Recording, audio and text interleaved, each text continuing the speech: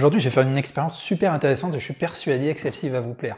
Je vais tout simplement tirer une couleur au sort à partir de mon cercle chromatique et je vais ensuite, dans la foulée, créer un tableau intuitivement à la peinture acrylique et je vais vous montrer toutes les étapes.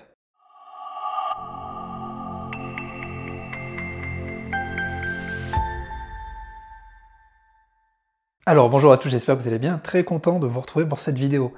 Alors comme je vous l'ai annoncé, je vais faire une peinture intuitive. En tout cas, je n'ai réfléchi à aucune couleur en amont et je vais en fait tout simplement tirer au sort une couleur. Je vais faire tourner ma roue chromatique et ça permettra de définir une couleur de départ et je vais jouer le jeu, partir de cette couleur que je n'aurais pas définie et après évoluer intuitivement, que ce soit en termes de composition ou de couleur, au sein d'une création à la peinture acrylique. Alors c'est parti, je vais faire tourner la roue.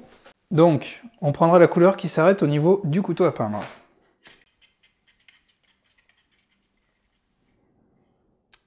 Ok, donc on est sur un bleu marine, un bleu roi, ce type de bleu. Ok, donc je vais partir de cette couleur-là, et puis je vais tout simplement évoluer intuitivement au sein d'une création à laquelle je n'ai pas du tout réfléchi. N'hésitez pas à mettre un petit pouce bleu et un petit commentaire si vous trouvez l'idée originale et pour me dire ce que vous en pensez. Allez, donc c'est parti, je prends mon ultramarine en système 3 et je vais tout simplement évoluer sur ma toile.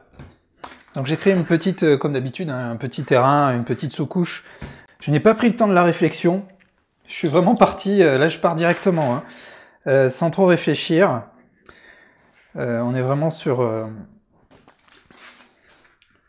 une peinture dite intuitive. Je ne vais pas non plus trop me précipiter dessus, mais le but est de partir de la couleur qu'a définie la roue et de faire une toile. Alors bien sûr, je vais utiliser mes techniques, mes connaissances en termes de couleurs pour arriver, même en partant de cette couleur, à retomber, on va dire, sur mes pattes, en tout cas à faire quelque chose que je trouve de correct, que moi en tout cas j'aime bien, quelque chose dans mon style.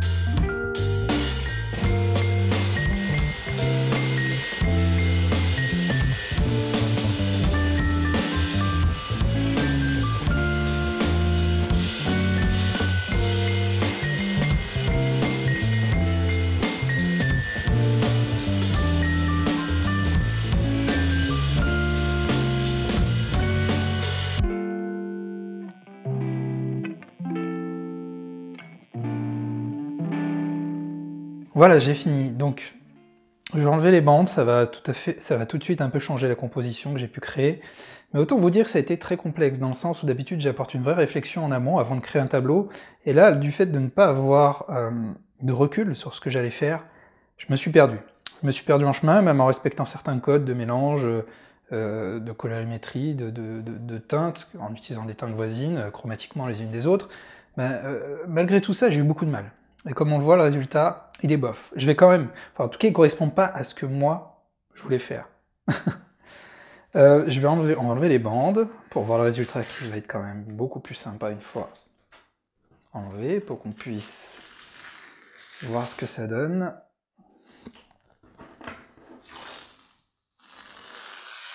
Ok. C'est un peu mieux. C'est un peu mieux, mais je suis pas satisfait. Je suis pas satisfait, en tout cas, ça reste un essai. Ça reste vraiment un essai à l'aveugle, on va dire.